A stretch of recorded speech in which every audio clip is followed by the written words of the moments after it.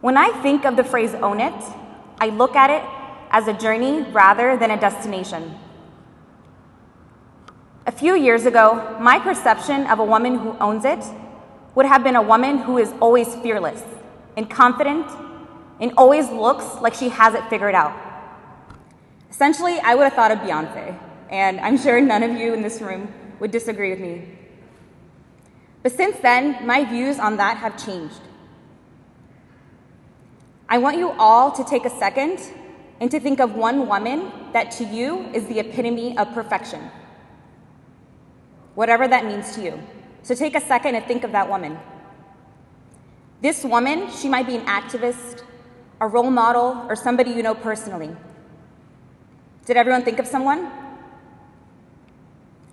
Okay, so what I say next is really important, and I want you all to really listen.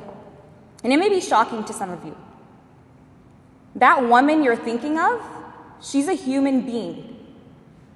Like you and me, she too has flaws, imperfections, and insecurities. And she doubts herself sometimes. That's why owning it is a process. I find comfort in knowing that the women who look like they have it figured out all the time, they really don't. We only think they do because we've built up these unrealistic perceptions of them in our head. What makes them really own it is that they're brave enough to take on the obstacles that scare them the most. They take risks and they're okay with failure because they know it's just a part of their path to success. Now, my life motto for the past few years has always been to say yes to the opportunities that scare me the most. I've always lived by the quote, if your dreams don't scare you, they're not big enough. Risk takers, they believe in themselves, and even when they don't, they fake it. One of the best pieces of advice I've ever received is something very simple, and I'm sure you've all heard it a million times before. Fake it till you make it. We're our own worst critics. So if we can convince ourselves to do something, the sky's the limit for us. So let's talk about how we can all own it for ourselves. I currently work at the Muslim Public Affairs Council, and this is the first organization I worked for right after I graduated from college. Fresh out of college and only a few months into my new job, I get an email from somebody that I don't know. This person emails me and tells me that they stumbled across my name online and that they thought I would be a good fit for an upcoming opportunity. This person worked for Google, and they wanted me to participate in a live Google Hangout with President Barack Obama. At first, I ignored the email because obviously it was just spam, because it's not every day you get an email with the subject line, opportunity to interview the President of the United States. The next day, I went into work and I just casually asked my coworkers, hey, did you receive this email? They were like, no, we didn't. After it finally hit me that this email was not spam and I was cutting it really close to the response deadline, I made the decision to say yes to this opportunity that genuinely terrified me. I mean, what was I really risking, right? Only the chance of doing a live recorded interview with the President of the United States of America, messing up in front of millions of people, and making my organization look bad. No big deal, right? Within days of saying yes, Google flew out 2 of their technicians from San Francisco to DC just for me to Google hang out with the president. They were there for days, and they even had me do a mock run-through of the interview with President Obama's body double, Frederick. Yeah. I had no idea the president had a body double, but apparently he does. On the one hand, my organization was extremely excited about this opportunity to really put the values and beliefs the Muslim community cares about, to the President of the United States. But on the other hand, I had extreme doubt, and I felt the pressure on myself to do well. I felt like I wasn't the right person for this opportunity, and I was thinking, maybe some of the senior people in the organization should do this. But in the end, I decided that I would take on this opportunity. And the pressure I put on myself, it made me a nervous wreck. That week, I definitely did not sleep, and I thought about all the countless things that could go wrong. But despite the pressure I put on myself, I rose to the occasion. The live hangout, it came and went, and it was a large success, and it opened up countless doors for me. That's why I truly believe that owning it is a process. Now, I want all of us to do an activity together. I want each of you in this room to close your eyes. Close your eyes. Now think of a time where you said yes to an opportunity that genuinely freaked you out. Something you didn't think you were capable of doing at all. Okay, now open your eyes. Think about how afraid you were in that moment when you were about to do that thing that you set out to do. But didn't you make it through? You made it through in the end, and you're here. Now, if you couldn't think of something, the next time an opportunity that freaks you out and makes you question yourself presents itself to you, I want you to say yes. And don't worry about what's going to happen, and don't be worried about whether you will be successful or not. Just go for it, because you will push yourself and you are going to rise to the occasion. And that's honestly the hardest part, saying yes to something. It's about having self-confidence. Confidence, it doesn't come easy, and everyone has to work on it throughout their life. And I actually just learned this recently, but did you all know that the word confidence, it comes from the Latin word confide, meaning to have faith. So what should we all have faith in? We should have faith in ourselves. When opportunities come our way, we can't be paralyzed by the fear of failure. Now, I'm afraid of two things, and I'm going to share with you what these two things are. I'm afraid of public speaking and turbulence on planes. So I'm standing in front of you all today speaking, and I had to take a plane to get here, and there definitely was turbulence, as always. But I made it through. I survived, right? It's about having faith in our abilities to persevere, no matter how difficult and daunting the challenge may seem. When an opportunity comes our way, instead of thinking, why me? We should think, why not me? You are way more capable of taking on the challenges that come your way than you think you are. And I personally believe that the challenges that come our way, they are destined for us. They are there to push us, to help us to grow, and to reach our full potential. I learned this life lesson about 6 years ago when I lost a job to religious discrimination. When I reflect on how I challenged a major corporation at 19 years old, I am genuinely surprised because I had a long history of not standing up for myself. Growing up, I was always the shy girl in class, and I let people walk all over me. And I always put people on a pedestal. And that would drive my parents crazy, and it would always drive me crazy. My parents both practiced law before we immigrated to the United States from Sudan. So they take the idea of justice very seriously. My mom, she's the strongest person I know, and she's the type to never back down under any circumstance. Back in Sudan, she would drive my older sister and I to school in a truck. Now, this was at a time when women barely even drove cars, so for her to drive a truck was a big deal. She was always fearless, and she never let anyone disrespect her. I think she inherited that trait from my grandfather, who was an army general. My mom has faced more difficulties than I ever will, but despite those odds, she never allowed herself to be a victim. And that's a big part of the reason I'm standing in front of you all today. That fearless gene, it didn't kick in until later in my life when I was put in a position so uncomfortable that I had no choice but to be courageous.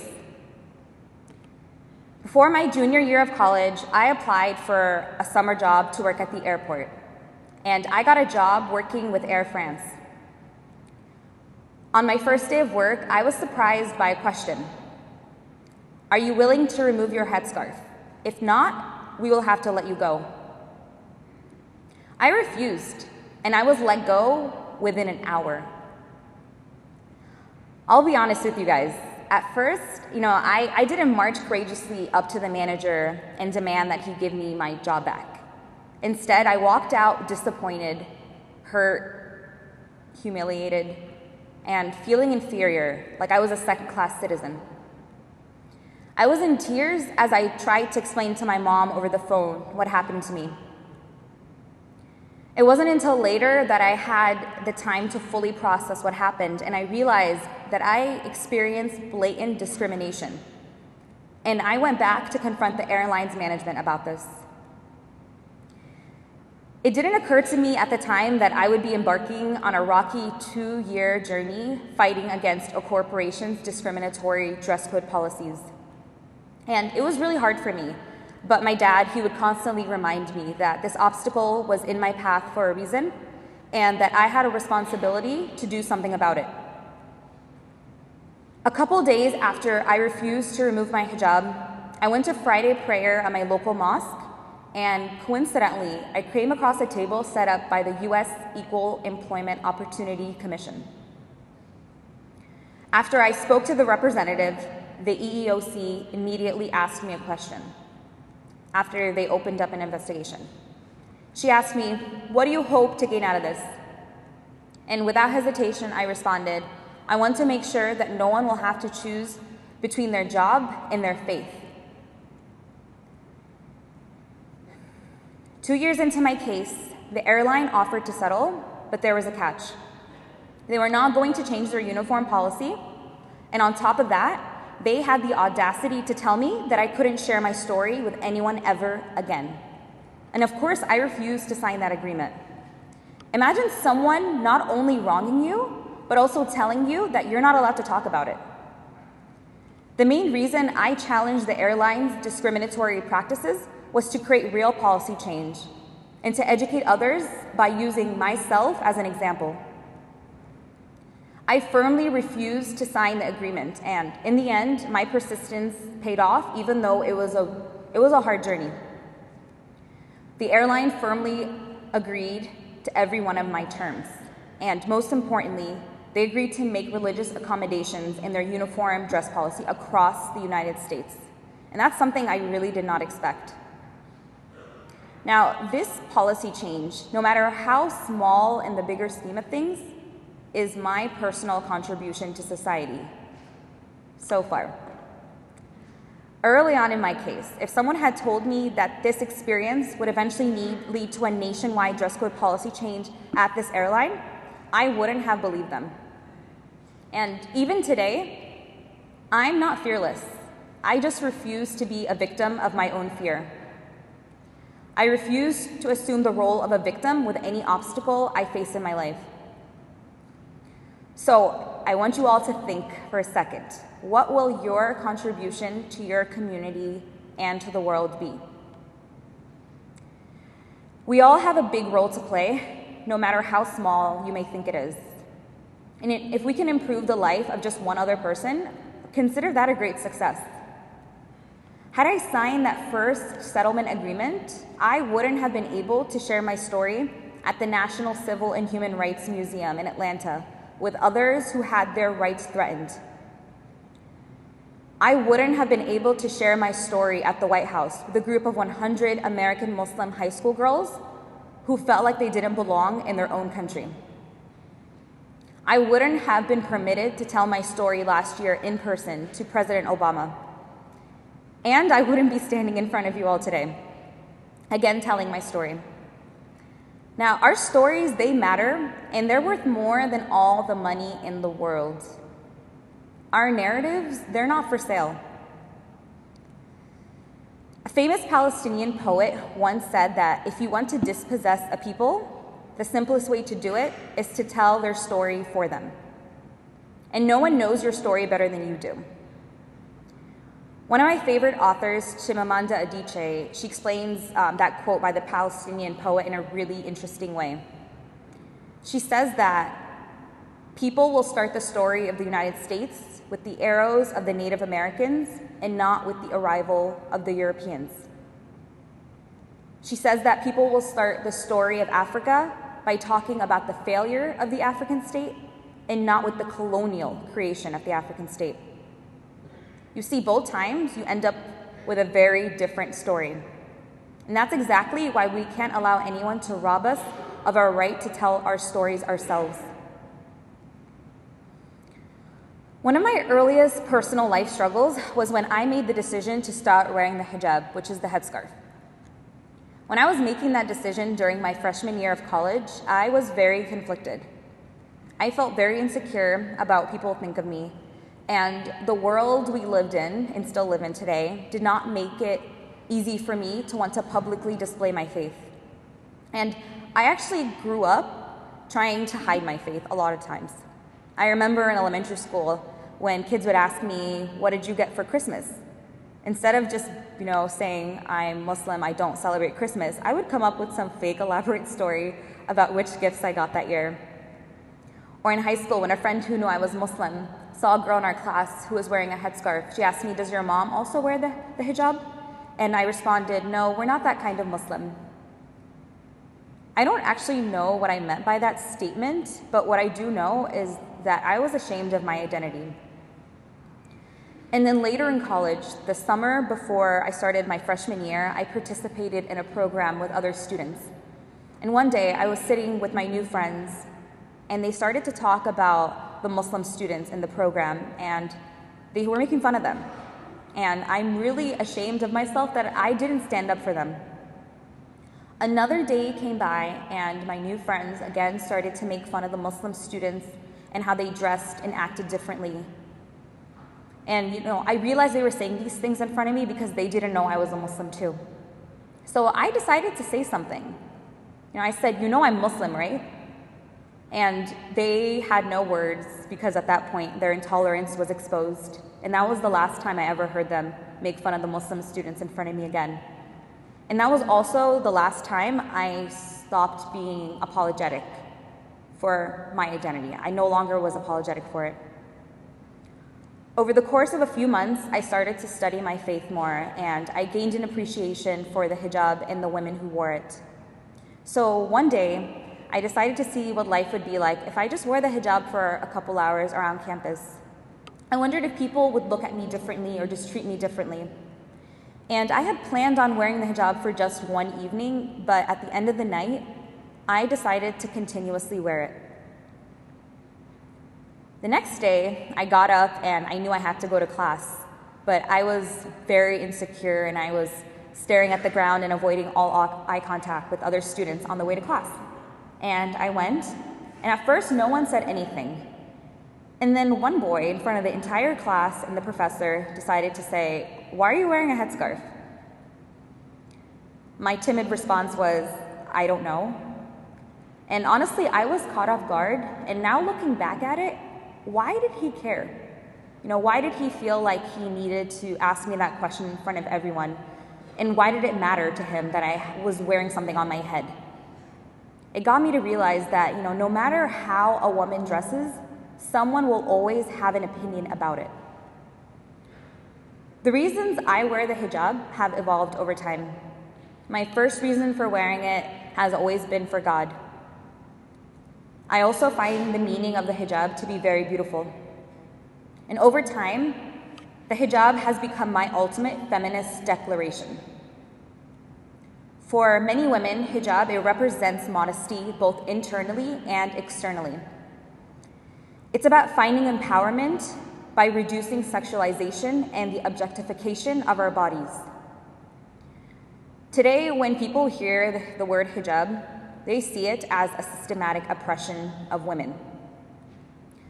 But what they don't know is that when the hijab is a woman's choice, it empowers her. Unfortunately, today, the hijab has become extremely politicized, and in some places around the world, women don't have the right to choose to wear it like I do here. They live under very oppressive and patriarchal regimes that force it upon them. And during my life, I've had somebody try to tell me that I shouldn't wear it, such as my case with Air France, and I've also had somebody try to make me wear it. When I was 16 years old, my family and we went on a trip to Sudan to visit extended family. And at that time in Sudan, the majority of women, they covered their hair in public. One day, we went to go visit my uncle at his job, and I wasn't allowed into the building without a headscarf on. And my family, they fought for me. They went back and forth with the security guard to have him let me in, but we had no luck. And eventually my uncle had to come out, and he eventually convinced the guard to let me in. That was the only time in my life that someone has tried to force me to wear the hijab, and I can tell you for sure I did not like it. Anything a woman does should be her personal choice. And I was always taught by my parents growing up that the hijab was my choice. And the Quran, which is the holy book that Muslims follow, says that there is no compulsion in matters of faith.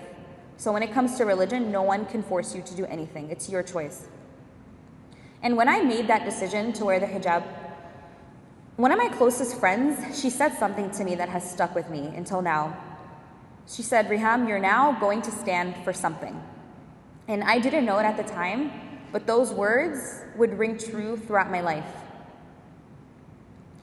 Up until that point, I felt like I didn't really stand for something, and I didn't know where I belonged or who to identify as. And like many young people, I was going through an identity crisis. I didn't feel as if I was black enough for other black people, didn't feel like I was Arab enough for other Arabs, and at the time, I didn't feel as if I was Muslim enough for other Muslims. I was only 5 years old when my family immigrated to the United States, and we've been here for just over 20 years. And at times, it still feels as if this country doesn't want us because we're black and because we're Muslim. I'm walking down streets as a woman, driving while black, and flying while Muslim. In America, it's not easy to be a woman who's black and Muslim. But regardless, I refuse to be a victim. And to the women in this room who feel like this country doesn't want them, I want to tell you that this country, it needs you. So don't downplay your adversities. Instead, amplify your stories. And if we allow ourselves to be shackled by that victimhood framework, we're forever going to be slaves to self-pity. And we are the ones that truly have control over our lives and our ability to feel empowered. And no one can take that away from you. I personally don't feel like a victim because I believe that my faith empowers me. And even when the popular narrative tries to tell me that I'm oppressed, silent, and in desperate need of their liberation, I can look to both history and the present that tell me otherwise. Think about the images that come up when you just Google Muslim women or what you see online. You're often seeing photos of women with their faces completely covered, and they're always wearing only black, and they're living in very harsh circumstances. Now I want you to think, do those women you see online all the time and on TV, do they look like me? Do they look like your friends and your neighbors? They don't. And some people will never have the opportunity to understand how Islam empowers me as a woman or how it has empowered women for centuries. 1400 years ago, Islam restored the value of women's lives by banning the practice of female infanticide. It has also ensured the rights of women to own property and to inherit. 150 years ago, women in Europe and the United States couldn't own property or inherit. And while people tell me that Islam limits women's rights, it has expanded it. Now, the reason I'm telling you all of this right now is to correct misperceptions. The contributions of Muslim women around the world are enormous, and especially here in the US. In the United States, Muslim women are the second most educated religious group after Jewish women. And Muslim women, we're here and we're speaking out. And honestly, we've been yelling at the top of our lungs for decades now in this country, and people are just starting to take notice. The fashion industry has started to recognize that our diversity is not only remarkable, but also marketable. The global fashion industry is worth billions, and it was started by Muslim women. And in 2020, it's projected to be worth $327 billion. Both high-end and mainstream designers like Zara, H&M, Chanel, and Dolce & Gabbana, they know that now, and they're profiting off of Muslim women. And last year, H&M, they introduced an ad with a woman who wore the hijab. And actually just last week, CoverGirl announced that their newest ambassador is a Muslim woman who wears the hijab. And major companies, they're making an effort to showcase beauty in all forms and to win Muslim women consumers over. And that's a great thing, you know, it's definitely improving perceptions, which is very necessary. But let me tell you, Muslim women, we're not gonna allow the business industry and the media to tokenize us. We're more than our outward appearance. In general, many women and societies around the world are talked about mainly through the lens of their outward appearance, no matter how they choose to dress. And look no further than the 2016 elections, where sometimes the color of Hillary Clinton's pantsuits made more headlines than what she actually had to say. And I'll be honest with you, before the election results came out, I was thinking about what I wanted to say today. And I had hoped and planned that I would be talking about how America had elected its first female president. And since then, I've had to go back and, think of something new and make obvious changes to what I was going to say today. We had the opportunity to elect our first female president who was very qualified, but we made the decision to go with another candidate. I had wanted to point out that ahead of America electing its first female president, Muslim women around the world have been heads of state. And I'll give you a couple examples. Benazir Bhutto was the first democratically elected female leader of a Muslim majority country. It was Pakistan. In 2015, Mauritius elected a Muslim woman as their first female president. Indonesia has the largest Muslim population in the world, and until 2004, their president was a Muslim woman. Muslim women, we have broken barriers, and we persevered against lots of hardships. 3 Muslim women have won Nobel Peace Prizes since the year 2000, and the youngest of them, you all know her, Malala Yousafzai. She's been advocating for the rights of women to have an education around the world. And at the 2016 Olympics, 14 incredible Muslim women athletes won medals, and 2 of them were actually from the United States. Delilah Muhammad, who's a track and field athlete from New York, and Ibtihaj Muhammad, who is from New Jersey, and she's a fencer. And most recently, on Tuesday, I'm proud that a former refugee from Somalia, and she's an American Muslim woman, she was elected in Minnesota. Muslim women have contributed immensely to our country and to the world. However, unfortunately, despite their contributions, they have become targets. We have become targets. We're exposed to discrimination and harassment. We've been having these experiences since 9/11, and it's only getting worse, unfortunately. One study found that 69% of Muslim women who wore the hijab reported at least one incident of discrimination. So that tells you that my experience was not that unique, which is really sad for me to say. We have been harassed, fired from jobs, and denied access to public places. And one of the most heartbreaking stories I heard actually just happened recently in September. 2 Muslim women were pushing strollers with their children in Brooklyn. So this wasn't anywhere else in the US, it was in Brooklyn, New York, when they were approached by a woman. And aside from the fact that she physically harmed them, what she said was truly heartbreaking to me. She yelled at them, "This is the United States of America. You're not supposed to be different from us." Let that sink in. The path we're heading down as a nation has been deeply troubling, and I feel like it's only going to become worse after what happened last week. We just endured what was likely the most important and draining election of our lifetime. And I'll be honest with you, that last week was very tough for me as an American. It was hard for me to get up out of bed most days, and it's all I could think about at night. And like many of you, I felt distraught and very discouraged.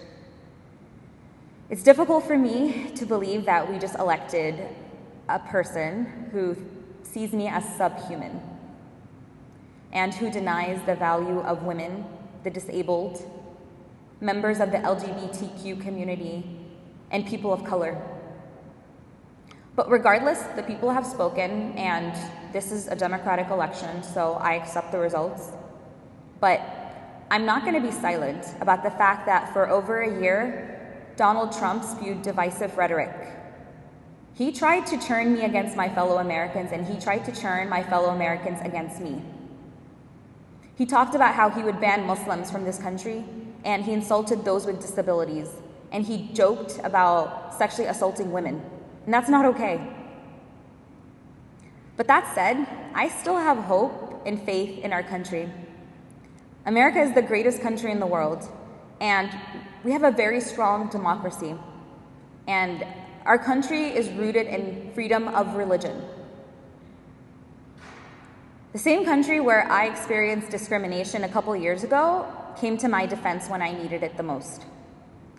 And the hateful rhetoric we've seen in our country recently, for me personally, it's exposed who our allies are. And I personally would rather focus on the allies and those who stand with us than the detractors. The morning after Trump won the election, I woke up to a text from an old friend of a different faith. And the text said, "I'm so sorry, my thoughts are with you." And my social media feed has been flooded with messages from friends saying, "We're all in this together." And just yesterday, I went on Twitter and I saw a hashtag trending. I'm sure you all saw it. Safety pin was trending. And people around the country are wearing safety pins on their shirts to display that they are there for those who are feeling afraid. And America is my country, and this is where I grew up, and it's the only place I call home. And I love my country, but sometimes I wish my country would love me back. I want my fellow Americans to see that an attack on me is an attack on them, because we're all Americans at the end of the day. We need to tear down our walls, and we can't allow the fear of our differences to divide us. And we need each other more than we think we do, especially as women. No matter our faith, race, or ethnic background, we need to always lift each other up. We need to empower one another. And most importantly, we need to ask ourselves a question, and we need to be honest about it. When we see an injustice committed against someone else, are we going to stand up in their defense, or will we be complicit? I want to end with a quote that Hillary Clinton said at her concession speech. I'm sure you've all heard it many times, but every time I read it, it's as if it's the first time. Hillary Clinton said, "I have spent my entire life fighting for what I believe in. I've had successes and I've had setbacks, sometimes really painful ones. Many of you are at the beginning of your professional, public, and political careers. You will have successes and setbacks too. This loss hurts, but please never stop believing that fighting for what's right is worth it." Today, I've shared some of my triumphs and my losses with you all, and I hope that this has shown that despite the difficulties I've personally faced, I grew from them. And there were times when my fear disabled me, but I pushed through the discomfort, and trust me, there were a lot of uncomfortable times. But I broke through those walls that I built within myself, those barriers. And that's what I want you all to take away from my remarks today. Do not let fear cripple you. Do not succumb to the standards society has tried to set for you. Go after your dreams and your goals unapologetically. Don't let anyone ever tell you that your identity is going to stand in the way of following your dreams. And most importantly, surround yourself with other ambitious women who want success for you as much as you want it for yourself. As women, we're already powerful beyond belief, but together we're even more powerful. And trust me, the world needs more strong women like you more than ever before. So please allow yourself to be just that. I want to thank you all for having me here today and for inspiring me. I'm genuinely so honored to be in the presence of such educated and motivated women like you all, and I'm looking forward to sticking around for the rest of the program. So thank you again, and I'd be happy to answer any questions you have.